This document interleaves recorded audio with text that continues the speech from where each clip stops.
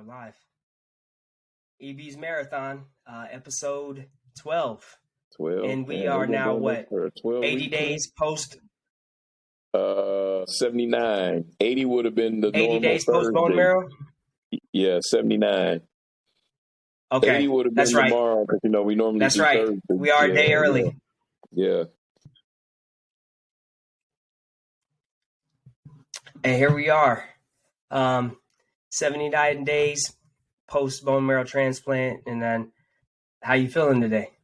Feeling We always got to good. start out with that. Yeah, I still feel good. I got that graft versus host. That's why I ain't got a hat on because my forehead is hard. You can't see it, but my forehead got pimple C. Got a little bumps, little itchy bumps. Yeah, and that's all from the graft versus host. They gave me some cream to put on it, and, I've been trying to lay off the hats because I put a hat on the other day. It had my forehead like on fire. It was itching real bad. Looked like it got worse. So, yeah, other than that, everything's going pretty well. I actually had a doctor's appointment on Monday, and my platelets are still dropping, so that's a little concerning. They think it's a medication. I take a medication called sirolimus, and it's one of those that you have to be on, post bone marrow transplant. And but I've taken like different doses of it because I got like 3 different bottles in there. I got a 2 milligram, a 1 milligram, and a 0.5. So they put me on the 0.5s because that's like the lowest. And the sirolimus level dropped. But they kind of think that maybe I haven't had enough time on the lower dose. But there's something that's, kind of like causing my platelets to drop a little bit, and they can't really pinpoint exactly what it is. So they're trying to do, kind of like the process of elimination, And it's crazy because everything else is staying stable. Right. My red blood count and all of that, white blood count. All of that is in a pretty good area. It's not in the normal area, and that's the thing. Blood counts could take up to 6 months. They said some people could be 9 months, a year before they actually get what's considered to be a normal range, But they're good. The platelets are the ones that, have, kind of got them a little concerned. Not panic. We're not panicked or anything like that, but they are a little concerned. So I go back on Friday, they'll check them again, and we'll see where they're at. And other than that, like I said, I'm doing well. Still feeling good, still doing the walks, appetite, everything is good, But that's something that they're definitely trying to keep an eye on. Absolutely. Yeah. And so with the blood platelets dropping, it's not something as simple as just giving you the blood transfusions and things that they've done before. Well, they would have to drop to like some crazy levels. I mean, they were at like 38 on Monday, Gotcha. Which is like 38,000, But they'd have to drop. Yeah, they'd have to drop down below probably 10 before they start talking about transfusions, So. Gotcha. And hopefully it doesn't get to that point because I don't know. I don't know if that's a real good thing, to be this far out and then, end up having to get platelet transfusions or whatever, But that's where we're at right now. So we'll see. And it could be the graft versus host. It could be a combination of the medication and the graft versus host. They've kind of ruled out infection, because a couple times they brought up infection, but that wasn't really the case, so it just kind of is what it is right now, But they moved my 90-day bone marrow transplant, or bone marrow biopsy, which was supposed to be on the 28th. They moved it up to the 22nd. So it's next Friday. And that'll give them a better idea of what's going on, So hopefully, the hope is everything is still cool. It's still 100% donor. There's no signs of leukemia or anything like that. That's the hope. None of my cells are, because that's kind of like the biggest problem is that if my cells are still, surviving, and we know that they're leukemia cells. So I think that's why they wanted to move that bone marrow biopsy up a few days and kind of get an idea of what's really going on, Absolutely. Yep. So. And through all this, I mean, you still been continuing to feel well, like you said. Yeah. You've been doing your walks and right. seem like getting better, getting stronger every day. Right. And that's what's kind of encouraging. You know what I'm saying? It's not like I'm feeling bad or anything like that. So, it kind of is what it is. And that's the thing with this bone marrow transplant. Every week, I'm not going to say every day, but every week, every doctor's appointment, you just never know what you're going to encounter, what those blood draws are going to show you, what they're going to tell you. And honestly, it's going to be that way. It's probably going to be that way for a few years because the graft versus host and all these changes, things like that, they can happen really at any time, Absolutely. Yeah.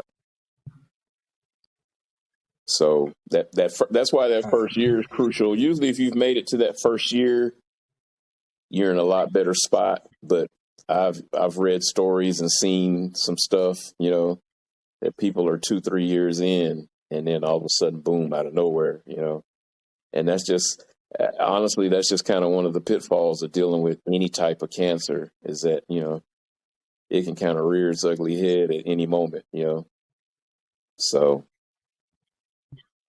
Absolutely. But yeah, I'm still upbeat. I was a little down, when they told me that on Monday, but like I said, it just kind of is what it is, it's out of my hands, so there's really no need of me stressing about it, Yeah. Yeah. Right. And like you said, it's just encouraging the fact that you do feel good. You're still able to do all of your thing, you're continuing your walks. Right. You sound good. Your energy levels are still good. So Yeah, that's all positive there. Yeah. Yeah. So, well, of course, the prayers are going to keep coming in. There's a lot of people that are still, praying for you, and Man, that's going to continue so many, every day. so many people. So many people. It's crazy. So yeah, and I appreciate that. For sure. Absolutely. So what else is going on around the Gabriel House? How are things?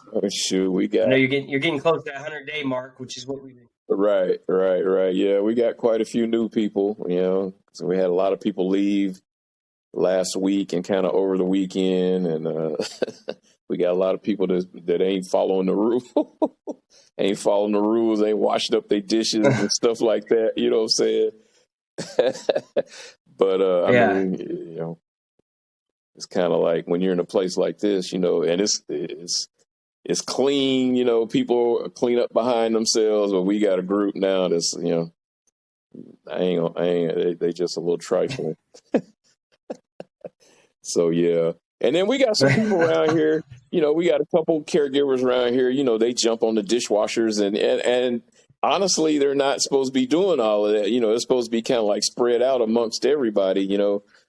Amongst the caregivers. You know what I'm saying? And but yeah, it's a little wild around here right now. But it's cool. It's cool. Yeah. But yeah, the newbies come in and yeah, because we've been here since Easter Sunday. Shit, we're like old professionals up in this. You know what I'm saying? And said we the OGs up in here. Yeah. I told Melanie, I said I might have to stand up in front of the dinner crowd because on Wednesdays they feed us and tell them, look, don't come in here doing some of that shit y'all be doing at home, leaving your egg skillets and all that shit in the sink. You watch them motherfucking. Every time I'm in the kitchen. Every time I'm in the kitchen, you in the kitchen. Yeah. In the goddamn refrigerator. Right. Eating up all the food. Yeah. But it's cool, you know. Yeah. Anything else in terms of entertainment? I know you kind of go back and forth on the watch and stuff. You're watching the and one, the 30 for 30 the other night. We What'd watched you that think? last night, the N1. Yeah, just finished up Winning Time a couple days ago. Yeah, we knocked them 10 episodes out. I was actually kind of proud of Melanie because I was already, I started watching it when she went home last weekend or last week. And I had already knocked out 8 of the 10 episodes. And then she got back. She was like, well, I want to watch it. So we started watching it. And it was funny because Jordan actually called when we started watching it. And he's like, yeah, y'all going to knock out about 5 episodes tonight. And I was like, nah, Melanie is a lightweight. I said, I'll give it 2. And I'll be damned. She stayed up. We watched 5 episodes in one night. So Jordan called it. Yeah. Yeah, she was up to about 2 o'clock in the morning, which she don't never do. That's me. So yeah, we got the Winning Time knocked out, and watched the N1 last night, and now I'm trying to figure out where I'm headed to next. I was actually on the HBO Max app earlier, and I saw Oz on there, and I was like, man, I kind of want to jump into it. Hey, I've rewatched it. I've rewatched it a couple times, actually. Oh, yeah? Yeah. Oh, yeah. That was a good one. And it's so funny because remembering it from when I was younger and then remembering it now, I was like, damn, I'm looking at the years when it came out and stuff. I'm like, I have no business watching that shit at that time. But that was the shit. Oz was that shit. Yeah, Oz, The Sopranos, they got all them old series on there. Boardwalk Empire is a good one on HBO Max. Hey, yeah. Philip said, I think the Russians is tapping in on y'all. Your connection is jumping. Oh, I'm sure it is. Yeah. Yeah, this is probably peak time for y'all at the Gabriel House. Everybody on the line and stuff. Yeah. And this internet around here been spotty here lately. It started out real strong, but it's kind of like, last few weeks, it's been kind of tripping. Yeah. Yeah. He said the Russians is tapping y'all.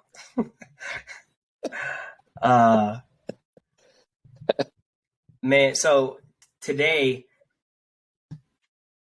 what was that? Oh, I ain't saying that. Go ahead. Oh, no, I was saying, so today I went to, Philip said, what up, Ercil? Uncle Ercil? Love y'all. What up, Uncle Phil? Love you too. And Eula Strong said, been praying for you, Mr. Ercil. Eula be on here every week. Shout out to Eula. Thanks for the prayers. Eula be on every week. Mm-hmm. Yep.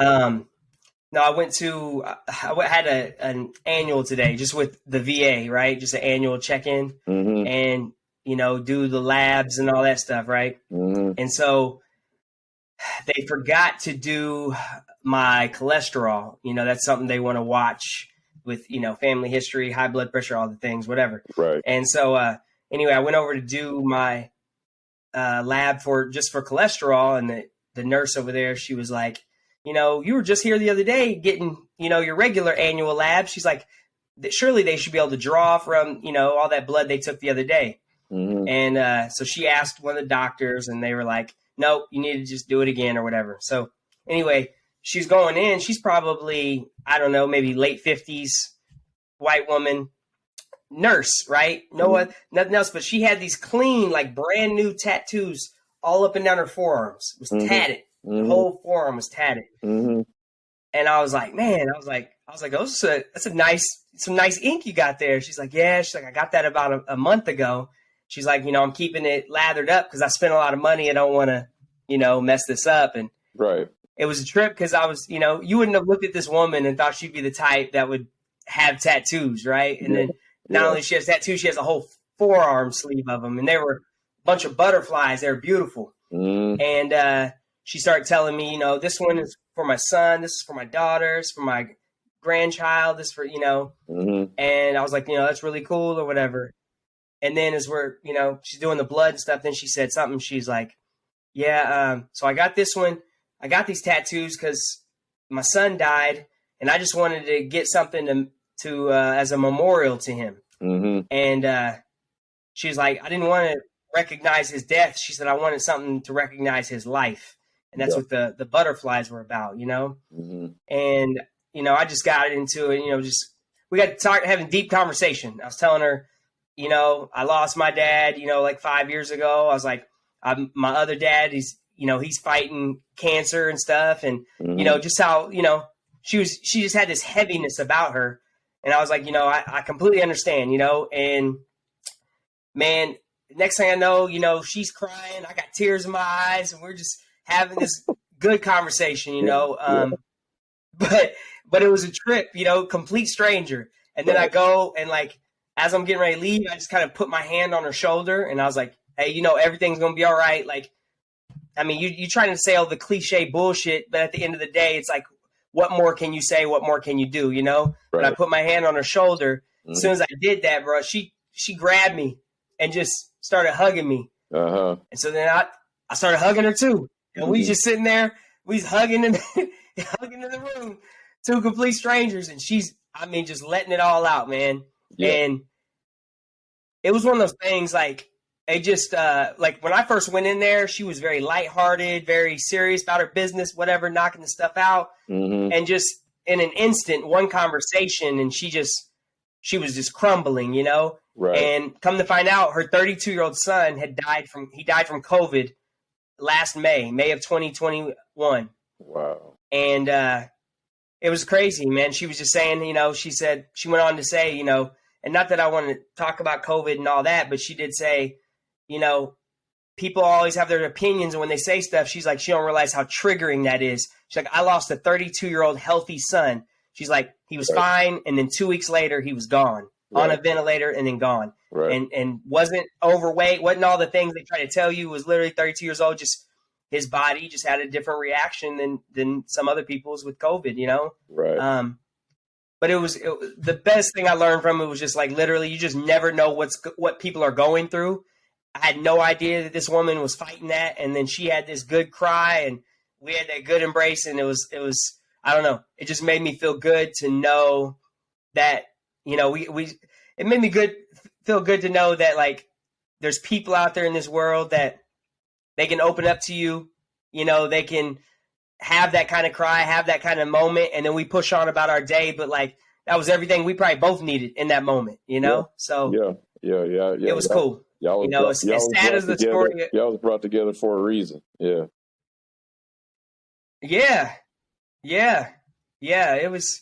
It was, man, it was heavy. She caught me way off guard, so, but it was cool and just kind of restored that faith in humanity and stuff. And, just again, you just never know what people are going through. And I guess just that reminder that we kind of have sometimes on here is like, life is so much, it's so simple in one regard, and we make it more complex than it ever needs to be. The stuff we worry and stress about, like none of this shit, it's all meaningless in the end, just show love and give love and, right. Be there for one another. Right. Yeah. That's a cool story. But yeah.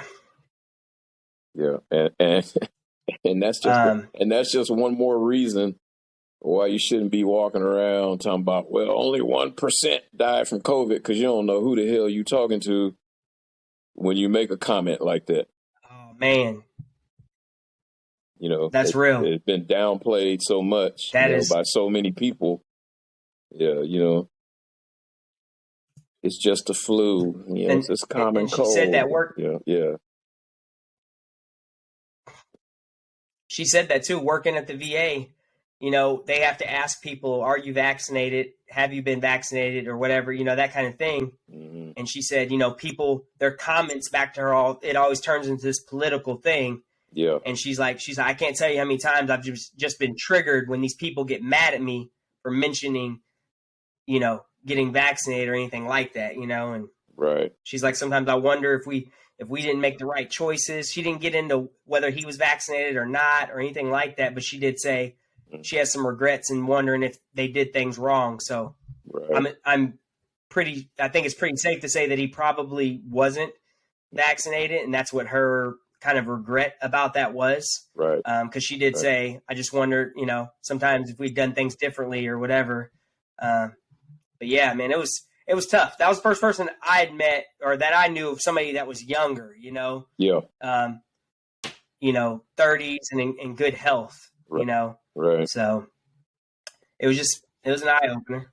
Yeah, that's funny because I asked Melanie the other day. She went in the grocery store because I haven't been inside anybody's business, since the night before I was admitted to the hospital. So Easter Sunday, we went out to Longhorn. That was the last time I've been inside.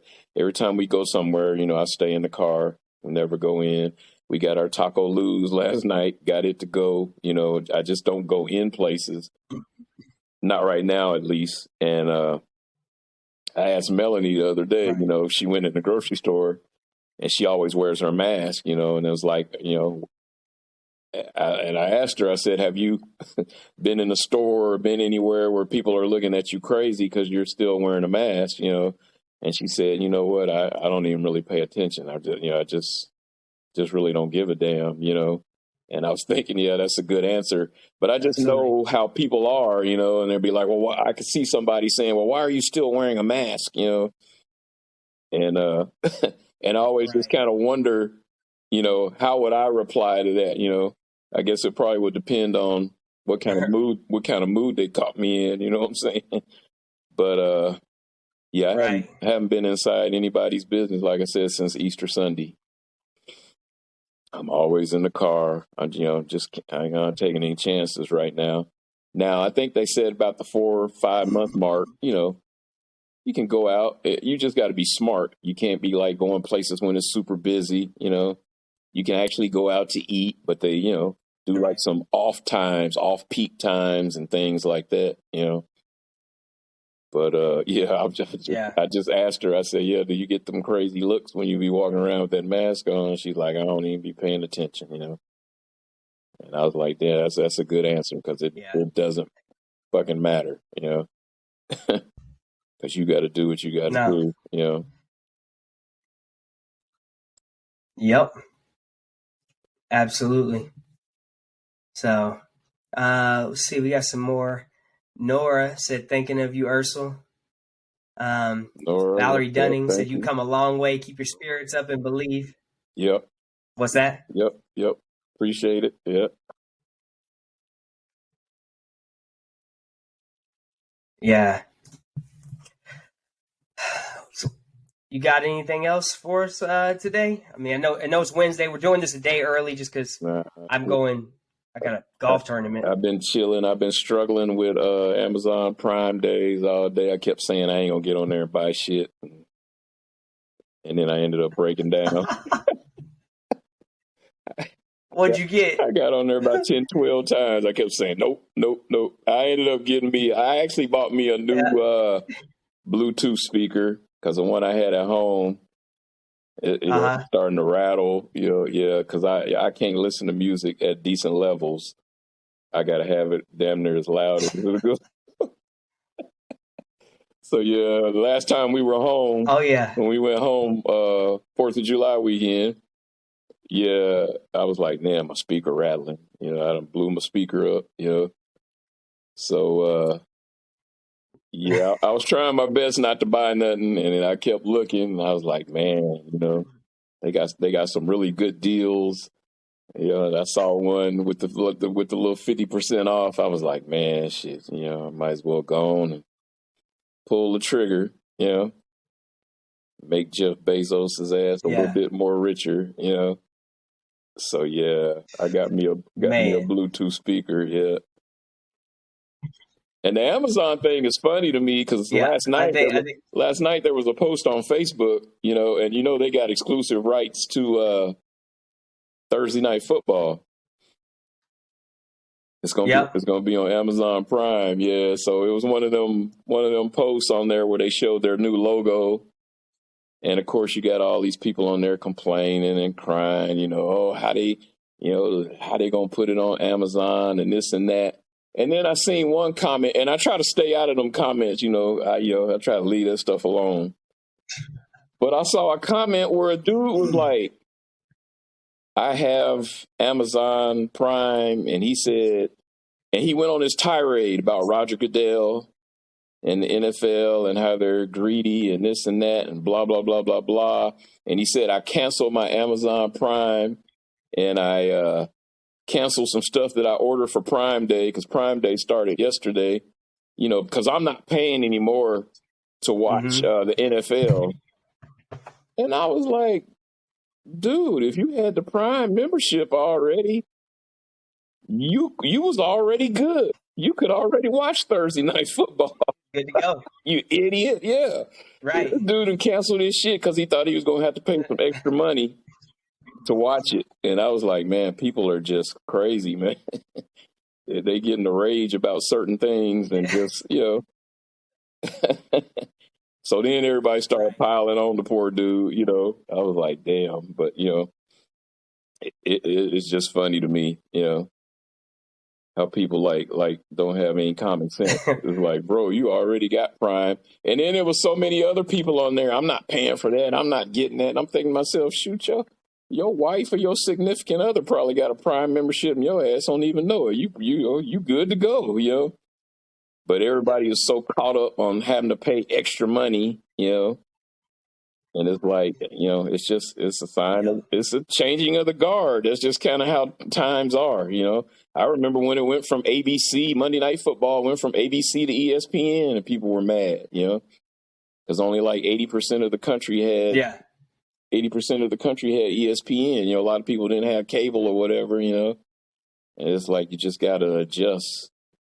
But I thought that was funny. He went on this tirade, Roger Goodell, greedy NFL players. And it's always the players. That's what gets me. Nobody ever points the finger at the billion-dollar owners.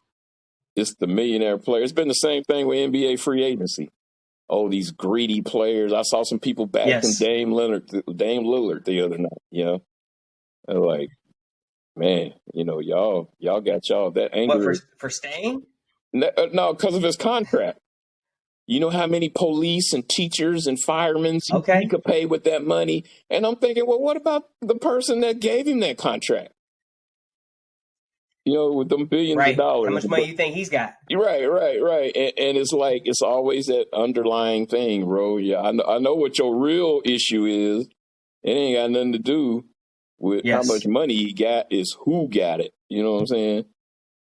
And instead of pointing the finger at the person that gave it to him, So, yeah, that just kind of trips me out. It's always, like I say, the $1 million athlete needs to be funding all these programs and taking care of all these people, but it's never the billionaire owner who has more than enough money, Yeah. Just trips me out. Yeah. Oh, well, like we talked about the same argument with sports when people talk about NBA, oh, it's soft now and this and that. And you're like, you realize the players didn't change the rules, right? The league changed the rules. The reffing is different. Right. So they adjust. Yeah. So they didn't get soft. The rules got soft. Yeah. Same thing you see in football. Yeah. The players didn't get soft. Right. They started reffing them differently, so they have to adjust to the game. Exactly. So when they start talking about the players being soft and this and that, and like, yeah, that has nothing to do with the players. They're just playing the way that they adjusted the game. That's all it is. Right, because if they do some 1980 stuff, they're going to be gone for a whole season, It's pretty much known now, yeah. You can throw them punches if you want to, or you can do, but yeah. And yeah, like you said, it's the way the game is now,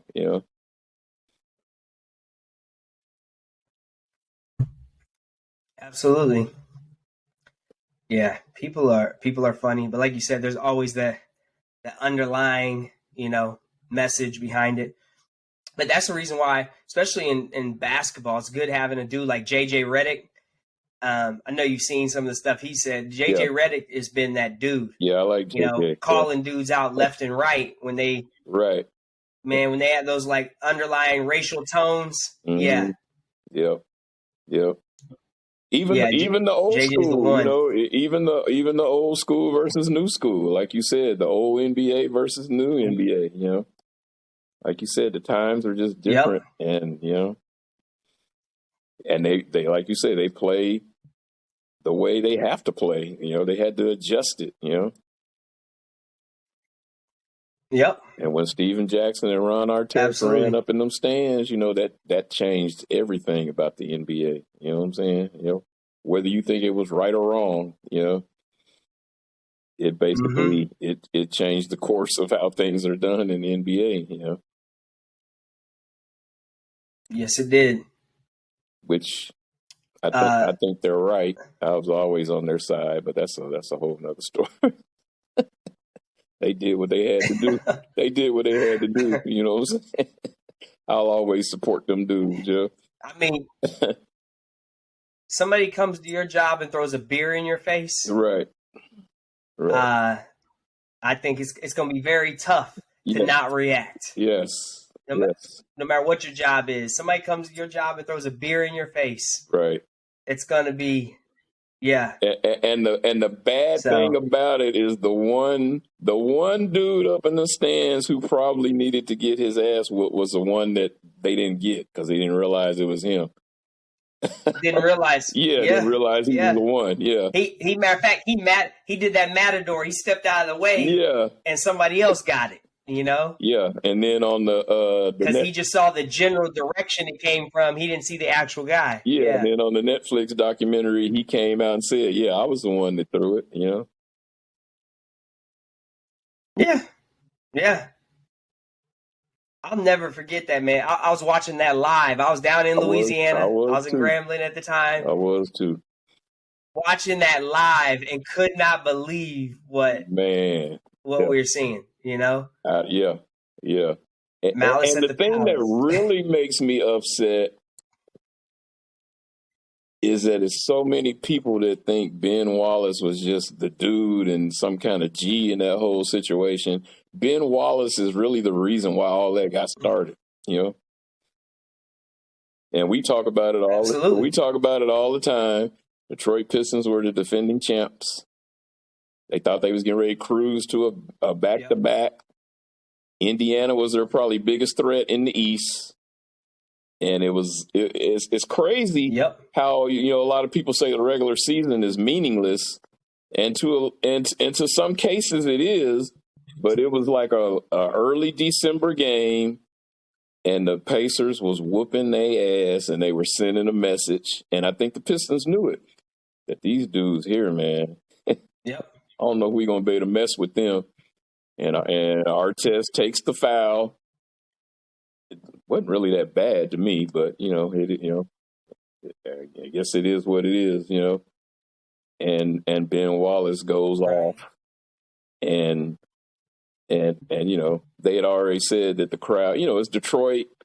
It doesn't take much to get them people fired up, the crowd, and but even to this day, you just hear people say, well, they blame all that on Artest, and I'm like, I'm blaming Ben Wallace. Ben Wallace was the one, because Ben Wallace knew, the Pistons knew that Yeah. the Pacers was coming for the Eastern Conference title, and they were the better team. I think they were the better team, and I think the Pistons knew it. And even though it was just December, Top to bottom. yeah, even though it was just December, I think they knew that their little run was about to be over with, and the frustration, because they came in there and tore their asses up, and yeah. Yeah, they did. So I always get upset when people are like, "Well, Ben Wallace he's this and he's that," and Artest started all of that, and it's like, no, man, it's like y'all just ain't seeing it through the right lenses. You know what I'm saying? Yeah.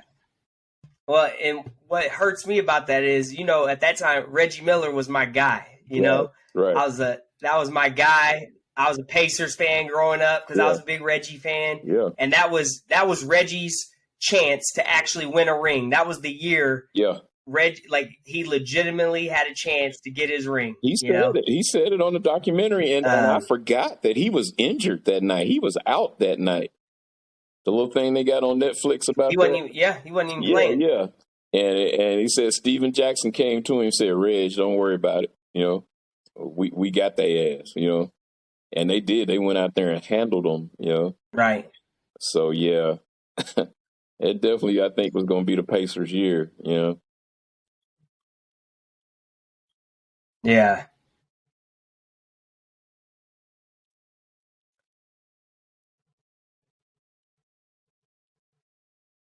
Carol said, "Hey, cousins." Cause they just got back from the And LBC. then, Yeah, they was out in Long Beach, her and Plu. oh, really? Yeah, yeah, yeah, Okay. And then Javier said, "You got this, EV." yeah. I got it. I got it. Javier Segarra Marrero. Yeah, yeah. He used to work with me, Javier. Yeah, that's funny because Okay. because Javier, I got the Bluetooth speaker I got from him, and when it broke down, I bought another one.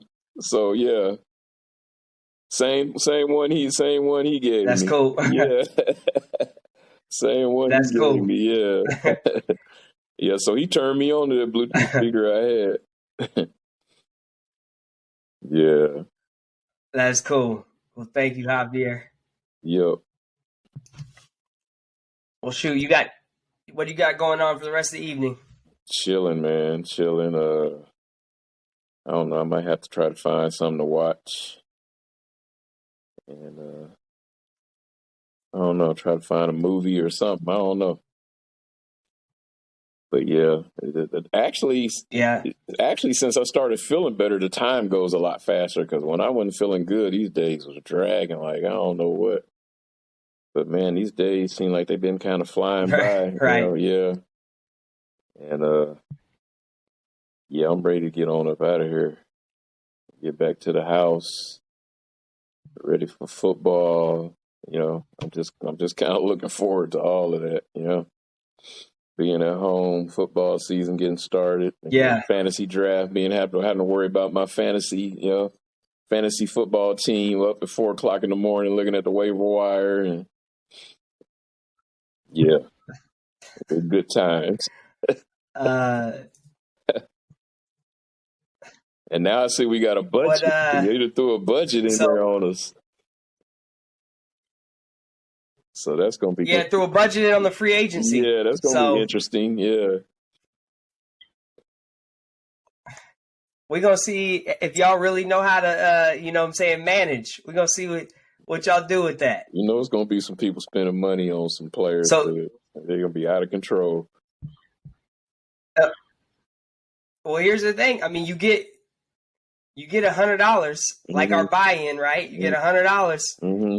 and that's for the season. Right.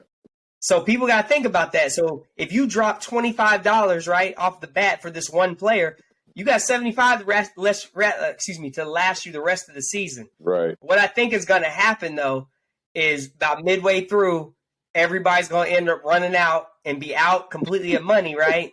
Yeah. And then what it'll do is if nobody bids because they don't have any money during that waiver period, the next day it's a free for all. Free, yeah. So it's first come, first serve. Yeah, it's gonna be like the purge. It'll be like exactly. I mean, obviously, it's not going to let you get. It's going to you get one and then it kicks you to the end, right? So it's not like you're going to get every person because you. Well, actually, I don't know. Right. I don't know how that's going to work now. Yeah, it's going to be wild though, because that's definitely. That's definitely going to be a change. Because what I've seen in the past is some of these teams that struggle and have injuries early on. By the end of the year, they don't post that waiver wire. Their rosters is almost as strong as the people that are, playing for the title. Yeah. Yeah. Right. Because they end up getting them backups. You know what I'm saying? So if you lose a big time player and you get his backup and then he becomes the starter, then all of a sudden, shit, that person is putting up numbers, because he's getting the reps that starter used to get, Absolutely. Yeah. I think what this is going to stop, though, is that dropping and picking up every week just, for the sake of doing so, right? Right. Like now you got to be a little more strategic, when you dropping and picking up and deciding if you really want this cat or not, Right. So, right. Yeah, we'll see. We'll see how it goes. If this first season everybody likes it, we'll keep it going. If not, we can go back to what we've been doing before. So yeah, I'm looking forward to it. I know those people. Yeah, it'll be fun. It'll be fun. Yeah, if you had the first pick in the Fantastic Fantasy League draft, you want to give up who you would pick? Who I would pick? If I had the first pick, I'm probably going. I'm probably going Jonathan Taylor.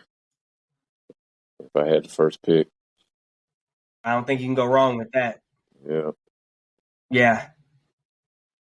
Them running backs, though, he's got a quarterback now too. It's always questionable with them running backs because you just never know. I mean, look at Christian McCaffrey. Yeah.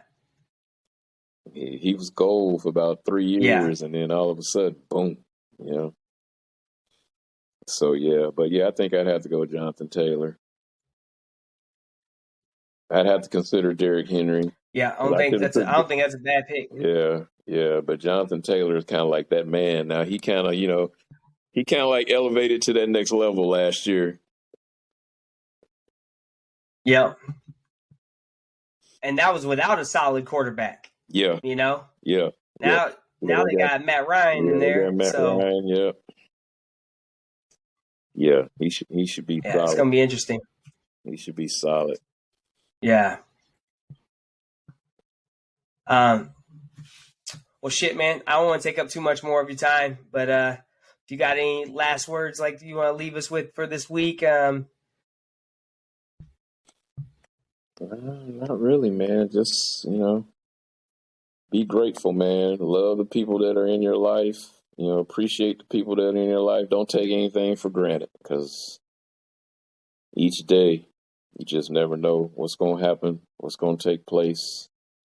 And just want to thank everybody again for the support, the love, and the support, the prayers, and I definitely need them for sure. Because like I say, we don't really know what's going on with this platelet thing.